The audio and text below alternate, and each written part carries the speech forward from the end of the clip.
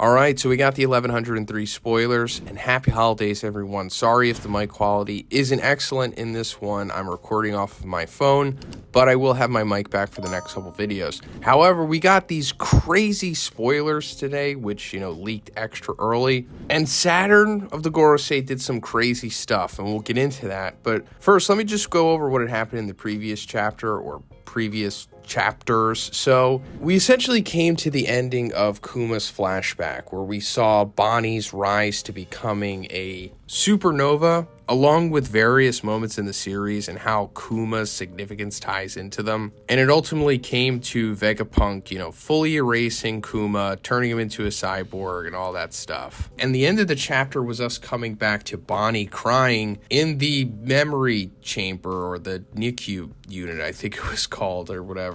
Meaning that Kuma's memories have fully dissipated. She has absorbed them, meaning that Kuma is pretty much, I guess, dead at this point. Like, he can't come back. Unless Vegapunk made like a duplicate of his memories or something. I don't know. We'll see what happens. But now this chapter is starting with us coming back to like real time in the story, I guess. Even though technically we're still in a flashback, because before, it had said that the events that transpired at Egghead will shock the world or whatever. So we're still kind of in the past, but we're coming to the future, if that makes sense. And the last thing that we saw was Saturn holding up Bonnie after she had attempted to kill him, by stabbing him. And he was instructing the Navy to just, shoot her, finish it off. And Luffy was, out cold from using Gear 5 and exerting himself too much against Kizaru. So that was like the cliffhanger for the longest time. And now coming into this chapter, we're seeing that Bonnie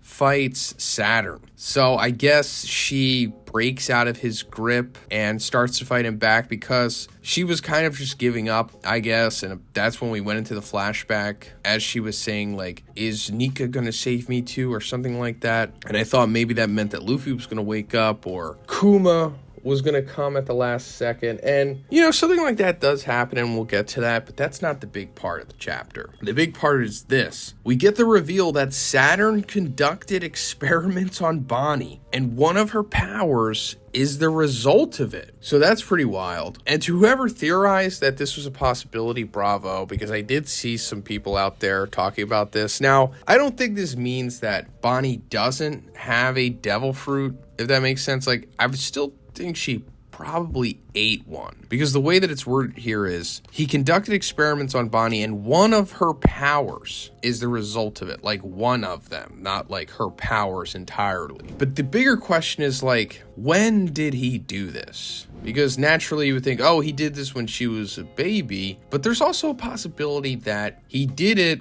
after she was captured by Aki Inu, meaning that he did it relatively recently. Now, I'm not entirely sure, of course. We're just reading, what Pew Piece supplied us with here. But let me go over some variables. So, like I said, it is very possible that he conducted these experiments when she was a baby, because when we first see that Bonnie does have the age fruit powers, or when it's revealed that she does in the flashback, the people of Sorbet Kingdom are like confused, just like the readers. They're like, wait, when did she eat this fruit? Like, where did it come from? Because she was in solitary confinement, essentially, right? She was locked on Sorbet. So unless there was just somehow randomly the age fruit there in that room or in the vicinity, and she ate it, it just doesn't make sense, even by Oda standards. So unless that is what happened, it's very possible that Saturn fed Bonnie the age fruit when she was a baby, and then, I guess, experimented on her after the fact, because it makes sense, of course, since she is the child of Ginny and an unnamed celestial dragon at this point. I mean, it would be pretty wild if, like, Saturn is her dad, and he was the one who, did the deed with Ginny. I mean, that just makes Saturn even more despicable than he already is. And Oda is not a stranger to doubling down on the despicableness of the villains in this series. But it also is possible that Roswald is her father, which I've talked about before. I think that would be a pretty cool twist. And like Charlos is her brother or half brother. That would have everything tied together on Sabaody and whatnot, as well as at the Reverie when she was first encountering Kuma as a slave. So if that is the case, it would make sense because Saturn saw her as like, as Japanese people say, hafu. Like if you live in Japan and you're half Japanese, Japanese people will call you hafu. So I guess Saturn saw her as that, so he didn't really care that much. Since she wasn't like a full celestial dragon, he was like, yeah, I'll just experiment on her. Even though I'm sure he's not above experimenting on full-blown celestial dragons, at least in secret, but he fed her the fruit as a baby, in theory, and then experimented on her because, you know, in the previous chapter, he did say, you know, I'm somewhat of a scientist myself, Vegapunk. Even though I think that he was like a fraud scientist, and I still do think he kind of is, but I guess he knows some stuff since he did this. Now, one of the powers that's a result of him experimenting on her, I guess has to be the distorted future thing, right? Because we were all like, that's a little too crazy for her fruit to be able to do that. I mean, it's not a mythical Zoan. Even though, you know, as the series goes on, the devil fruit powers get more nuanced and have extrapolated abilities, you know, to keep up with the current meta of, you know, battle manga. You can't just stay in like, you know, 1998 power phase. So it is possible that his quote-unquote experiments allowed her to have a distorted future ability within her devil fruit. Now, another reason that makes me think that he experimented on her when she was a baby is that she has sapphire scale, or she did. And one of the big speculations that came out of that was Saturn being responsible for sapphire scale because of like his devil fruit or just him as a being or something. Because of how the mythology lines up with Saturn and the blue sapphire relating to Saturn, not like Gorosei Saturn, but the actual Saturn and what Saturn relates to. I don't know, but you'll see it right here, how it relates. And yeah, I mean, this would explain why she has that, as well as Ginny. But also, another thing is that when Bonnie was in captivity, you know, on Sorbet, Alpha, the CP8 agent, didn't know that she had the HH fruit abilities, right? She was confused by that. So unless Saturn like purposely didn't tell her or wanted to keep it a secret or something, it just confuses me a little. So that's why it goes back to me thinking that it also is a possibility that he experimented on her after Aki Inu captured her. But like I said, it just makes more sense and would tie things together more if he did it when she was a baby. You know, it also explains the sapphire scale stuff. Bonnie is starting to lose the fight. No shocker there. I mean, she never had a chance.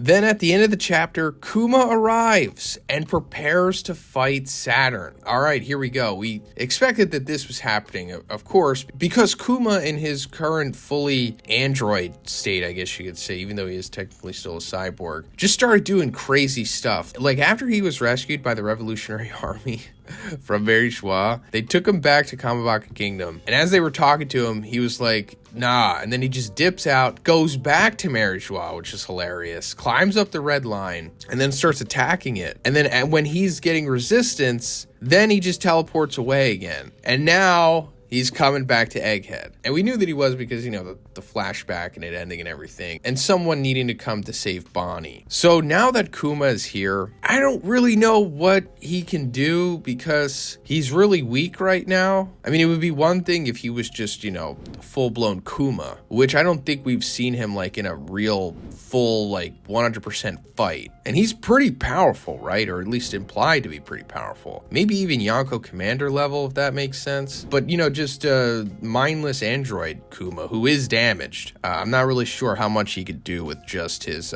Nikyu fruit. So I'm thinking that, you know, something else has to happen. Maybe Vegapunk intervenes and he does something with Kuma. Not really sure. The spoilers are, you know, a little too vague for us to make grand assumptions at this point, but, you know, Luffy has to come into play too. Although I would like it if Luffy was just unconscious for the rest of this arc. So that way Dragon can show up, you know, and he can have like his moments, but he doesn't meet Luffy yet. You know, the way that Shanks and Luffy played out at Marineford, like when he was unconscious. But yeah, that's pretty much it for this one, guys. Let me know what you think about this in the comments. And if you liked it, please give it a like and please subscribe if you haven't already. Have a great day. I'll see you in the next one.